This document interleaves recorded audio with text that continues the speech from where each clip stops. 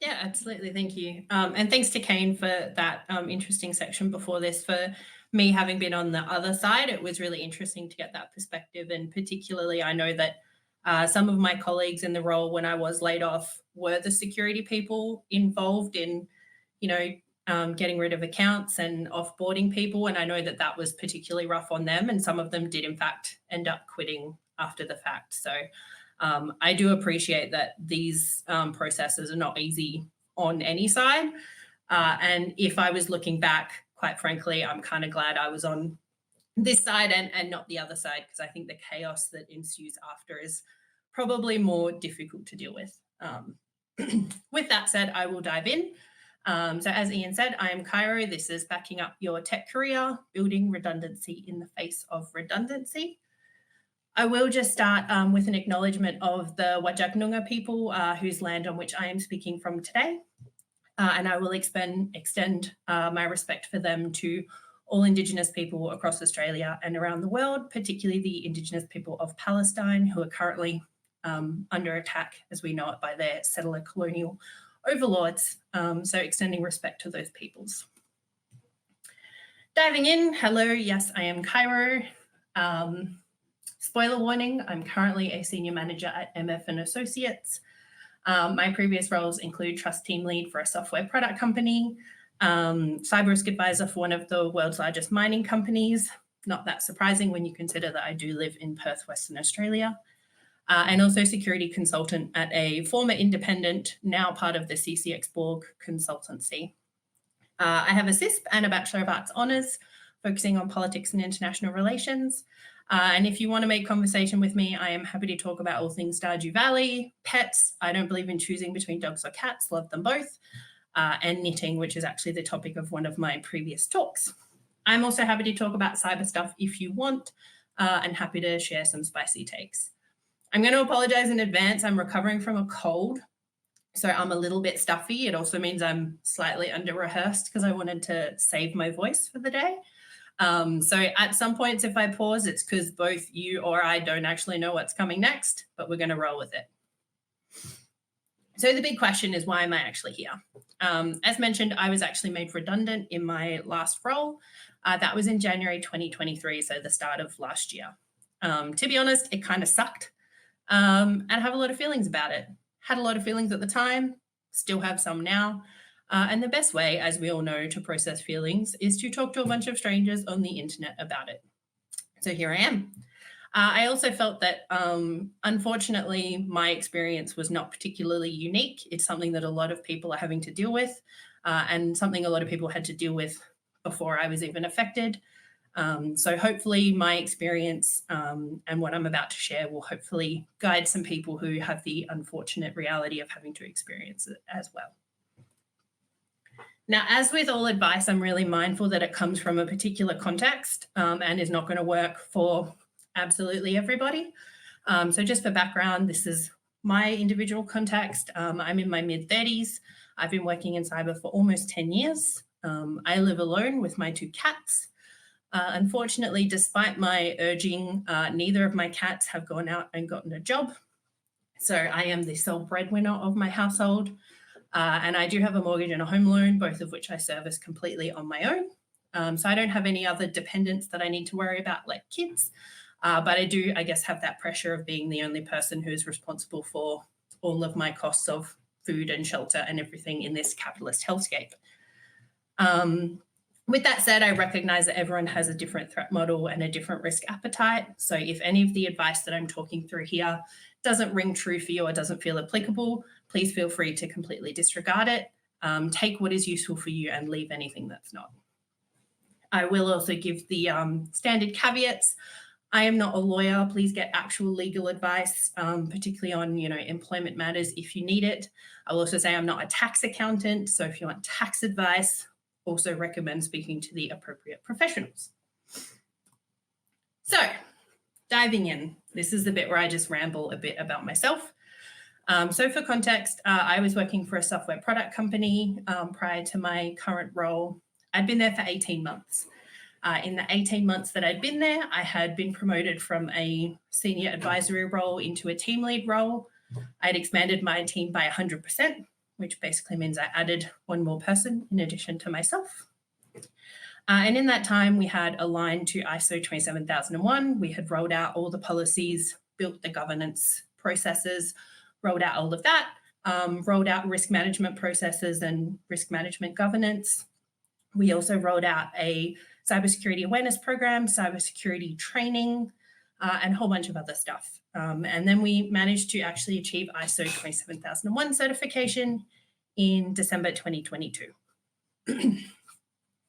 January 2023 rolls around, feels like a bit of a slow start to the year.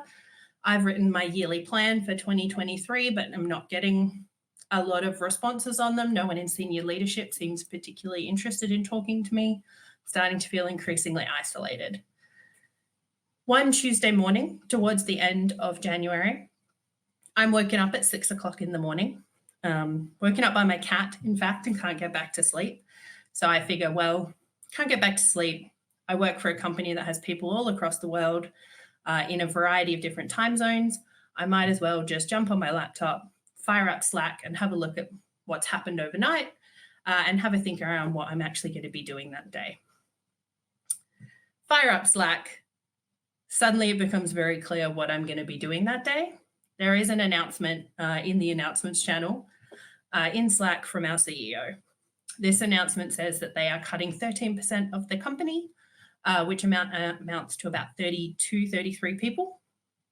And that is going to be happening pretty much immediately. And that anyone who's been impacted will have a calendar invite in their calendar for that morning with their manager. Now, at this moment, I know for a fact that I'm going to have that invite in my calendar. I just know it. So I fire up Gmail, I look at my calendar. Lo and behold, I have a meeting invite with my boss and HR at 8:30 in the morning. So it's currently just after 6. I am pretty sure I'm about to lose my job. I think the first thing I do is text my boyfriend and say I'm about to lose my job. The next thing I do is start making phone calls. Fortunately, a lot of the people I'm making phone calls to are based in the eastern states. So it was a perfectly reasonable 9:30 to be talking to them. But I basically immediately started reaching out and saying, hey, do you want to give me a job? Just kind of putting the feelers out because I'm feeling the pressure that I'm potentially about to lose my job. And I don't want to roll into this meeting with my manager and with HR completely unprepared. So I make a few phone calls, have a couple of conversations, do what I can in that 2.5 hours before my meeting. Roll into that meeting at 8:30. My manager is there, HR is there. My manager pretty much reads a script to me, ticking off all the legal boxes that needs to be done in that meeting. I'm told that my role is one of the ones that has been flagged as redundant to the organization, and that there is a consultation process happening where it's being discussed how or if I can be redeployed into another role. I'm given the opportunity to provide feedback as to how I think I could be redeployed across the company. I declined to provide any feedback. To be honest, that was a bit of a pride thing. I'm not going to beg for my job for a company that doesn't want me. But also the reality is that redundancies are often a cost-saving exercise. And quite frankly, I didn't really see a way that I could be redeployed that would be cost-effective for the organization. So I declined to provide any feedback. I was given 3 days if I wanted to provide feedback in writing via email. And I was told that the consultation would proceed over the next couple of days. And that Friday, I would find out whether or not I did, in fact, have a job or didn't. About 60 seconds after this meeting ended, my laptop went black, switched off. My access had been cut off. So I closed my laptop. Immediately staring at me is the sticker from the company for which I'm currently working or about to not be working for. So I'm petty and I scratched the sticker off. And then I walked away from my laptop and I was like, cool, what do I do for 3 days? So I spent 3 days continuing to make phone calls, continuing to network, continuing to work out what my next steps would be. Friday comes along, I dial into the meeting. This time it's just me and my manager. And he tells me that, in fact, it's been determined there is no way to redeploy me into another role in the organization, and that I am, in fact, being made redundant and I will receive my payout. I got copies of paperwork sent to my personal email address, and that basically outlined all of the information around what my redundancy payouts were. So that was the redundancy, how it actually happened. Pretty tumultuous week. In hindsight, I probably should have seen it coming, but I absolutely did not see it coming at the time. I didn't think that I would end up in that position. So not fun. But moving on from that, I will roll into the actual advice from here on out. Some of these things are things that I did at the time that I found to actually help. Some of these are things that I wish I had done that I hadn't, that ended up causing a bit of strife. So I'm telling you so that hopefully you can avoid that in future. So my first piece of advice is that you should allow yourself the freedom to feel however it is that redundancy makes you feel. I was pretty hurt. I know that redundancy is not the same as being fired, but it does feel a lot like it. I assume I've never actually been fired. If, like me, you might be hurt, you might be angry, you might actually not care because you've already started to move on. Maybe you're glad you're going to get the payout because you were going to quit anyway. There's a whole spectrum of emotions that people might be feeling. Most of them, I'm going to assume, are probably going to be quite negative. The one thing that I had a lot of people tell me was that it's not personal. You shouldn't take it personally. My response to that is, yes, but I am personally affected. And I think particularly for cybersecurity people, we do tend to make our professional lives a big chunk of our personality.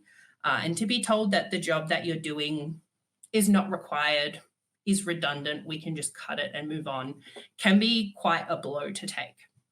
So do allow yourself to feel however it is you're going to feel. Reach out to your support networks, family, friends, professional networks, whoever will be there to support you.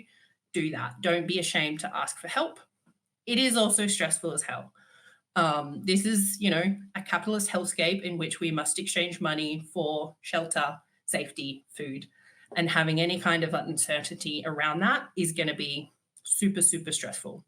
So let yourself feel what you're feeling. Don't be ashamed. Just let it flow through you and work through it. My next piece of advice is to know what your rights are. So while redundancy is legally not the same as being fired, so it's essentially the job itself is being removed, not the actual individual. Now, the ATO uses a terminology called genuine redundancy. And what this means is when your job is no longer going to be done by anyone. So the company cannot cut you and then hire someone else to do the same job immediately after. And you also have to be consulted as part of the changes that are happening. The other option there is that the company itself is going bankrupt or becoming insolvent. Now, if a redundancy is genuine, you actually cannot file an unfair dismissal claim, but you can absolutely contest if you feel that you've been targeted as part of a round of redundancies. Organizations do have to document why they've chosen particular people to be made redundant. So if you feel you have been targeted, maybe you filed complaints previously or you've been a bit of a troublemaker, you can absolutely contest those. And I will caveat, this is very Australia-centric. If you're in another jurisdiction, double check what your, legal jurisdiction and your legal rights are. So number one piece of advice, actually read your redundancy offer. Avoid agreeing to anything verbally before you've actually had an opportunity to read it and consider. Particularly, it can be quite an emotionally charged situation. You're possibly not going to be absorbing all of the information. You're not going to have that analytical view on what's being proposed to you. So put off agreeing to anything until you've had a chance to actually read and consider what the fine print actually is. Now, you should also make sure that you understand the minimum legal requirements. In Australia, you can check with the Fair Work Commission and the Fair Work Ombudsman. They have a lot of online resources that will cover what the minimum legal entitlements are for an employee who's being made redundant. In addition to that, also make sure that you check your employee agreement. You might have rights that are outlined in that agreement that exceed the minimum legal requirements. So make sure you're actually holding the company accountable to meet those and not just the minimum. And I will also note that the employee agreement, your entitlements for redundancy cannot be below the minimum legal requirement because you cannot actually contract away your legal rights. So make sure you're across all of those.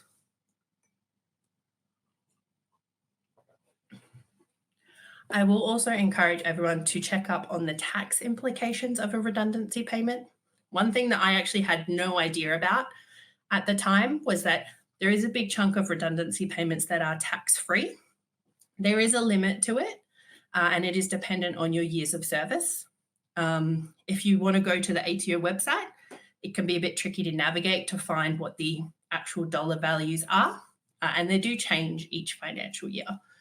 For 2023-2024, I'm pretty sure the limits for the tax-free threshold for redundancy payments is a base amount of $11,985 plus an extra almost $6,000 per year of service that you've been in that role.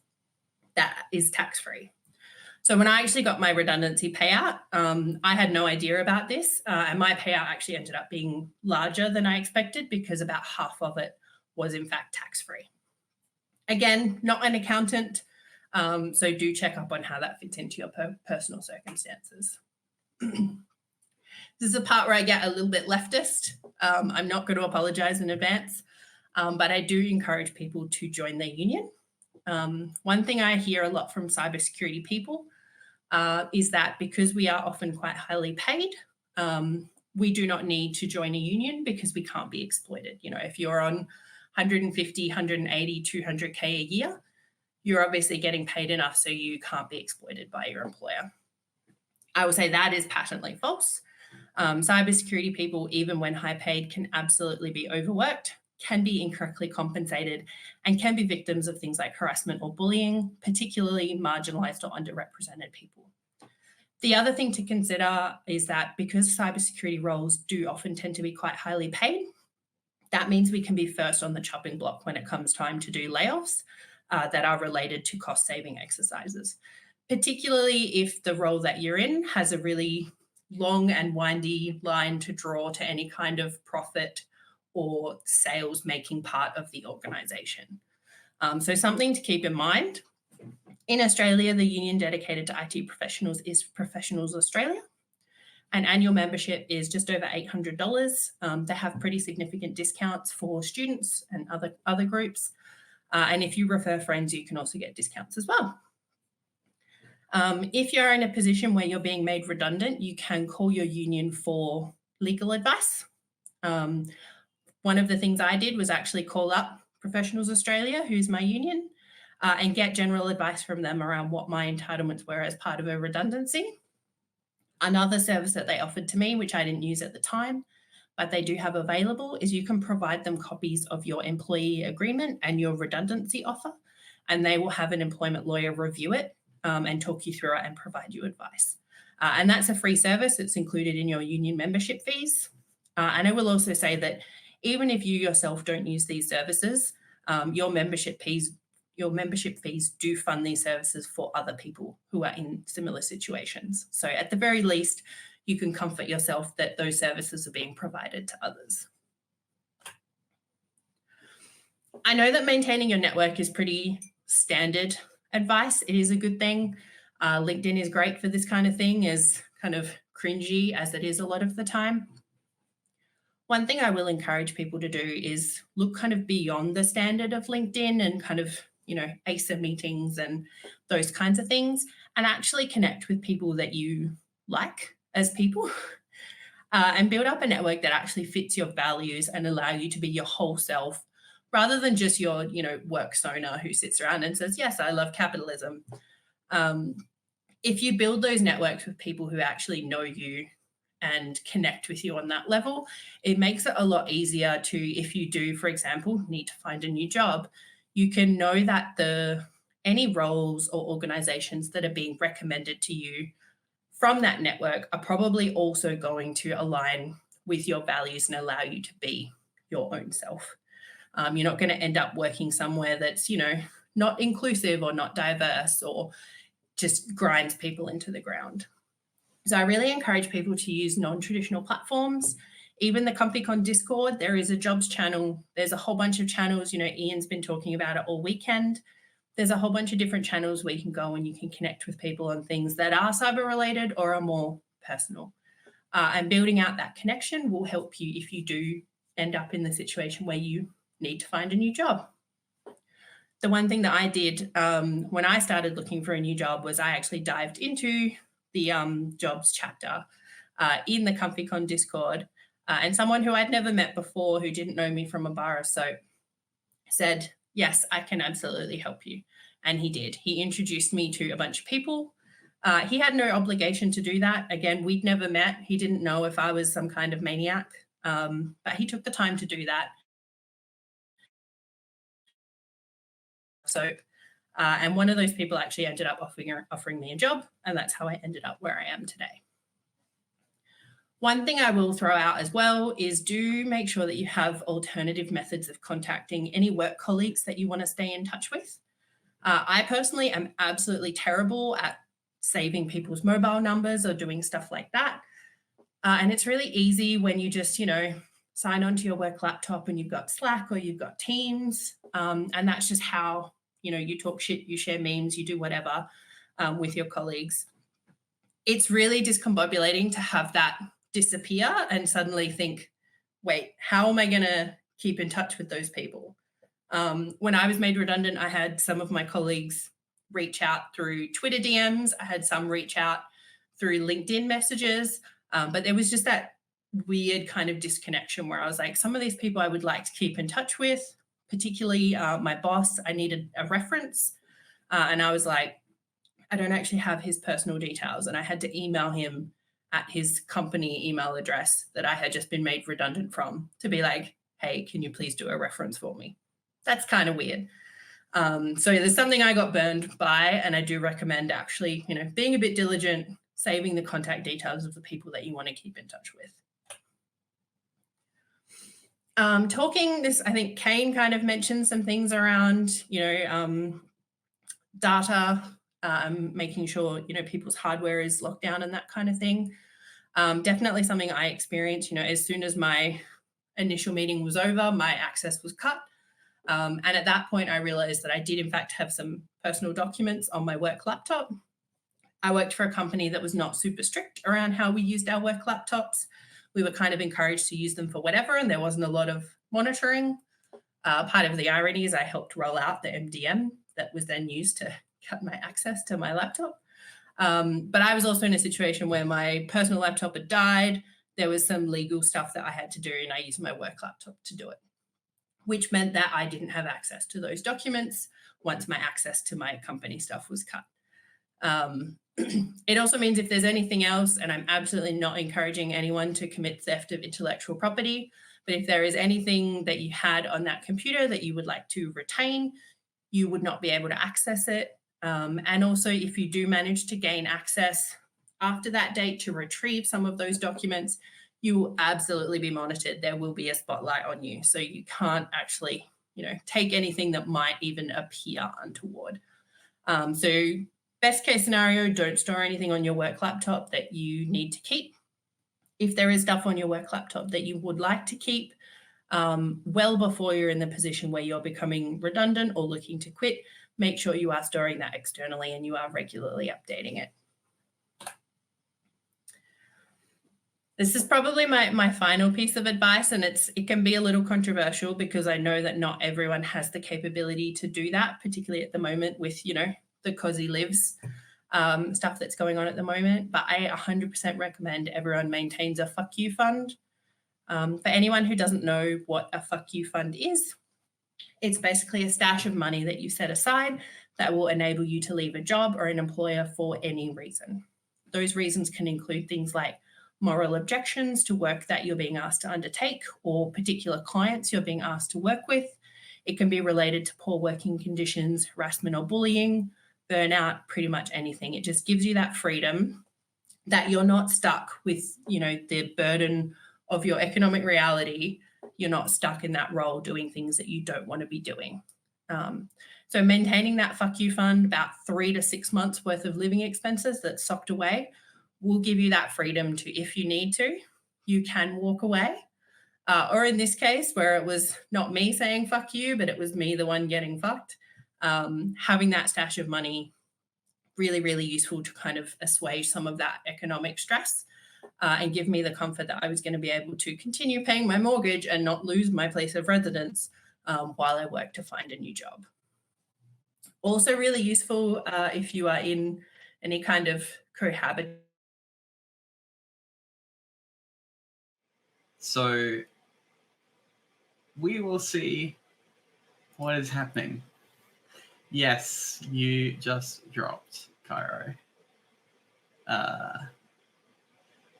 There is bingo. Please feel free to rejoin, though. Well,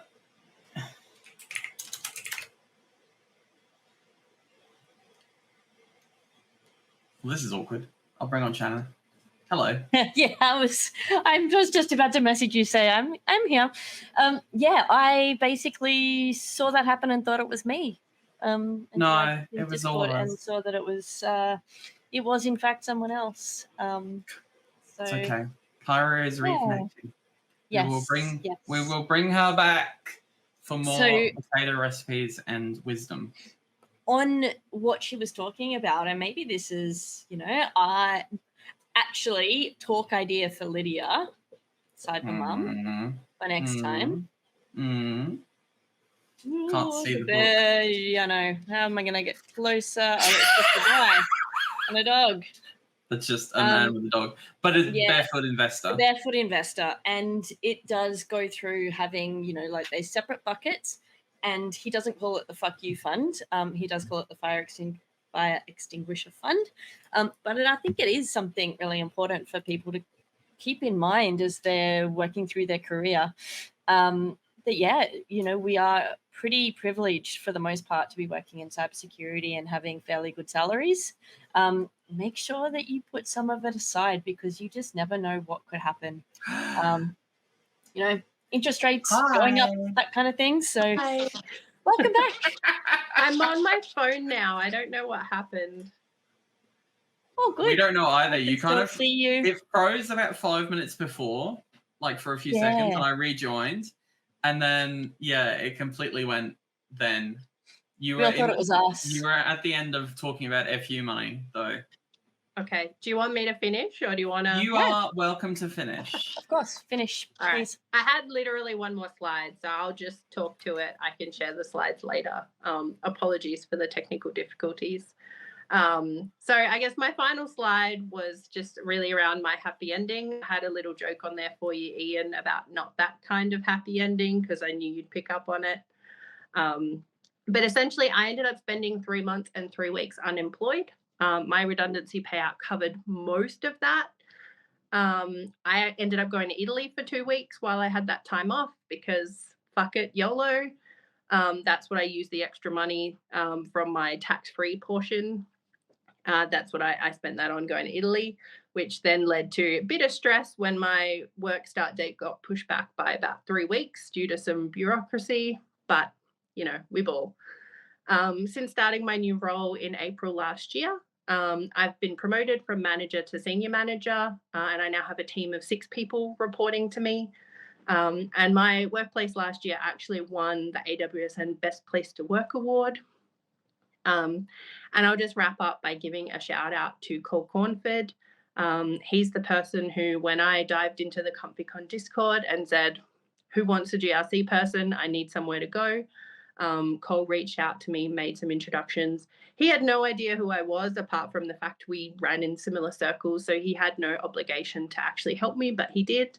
And also a shout out to the ComfyCon community who managed to connect me and Cole and kind of give him the comfort that he knew, as much as I was probably a little weirdo, as most of the ComfyCon people are, I was probably at least somewhat competent. And for the record, that slide had tatty scones on it, just so everyone knows. And that was it. You're more than a little bit competent. You're a lot competent. What was your favorite potato recipe that you showed? Probably it would be the very last one, which was my thank you slide that no one got to see, but it was Wagyu fat roasted potatoes. Oh. Yeah. And the great thing about your new job is we get to hang out and get ice cream all the time. So it does mean I come to Canberra about once every 2 or 3 months. So I get and then totally get a flight back that goes on time, and Canberra Airport is actually pretty smooth. I quite enjoy it. There was one question that I did want to ask, because you'll like this one, being the queen of spice. Say a global pandemic ongoing and a racist billionaire have smashed your professional and to some extent personal network. What do you do?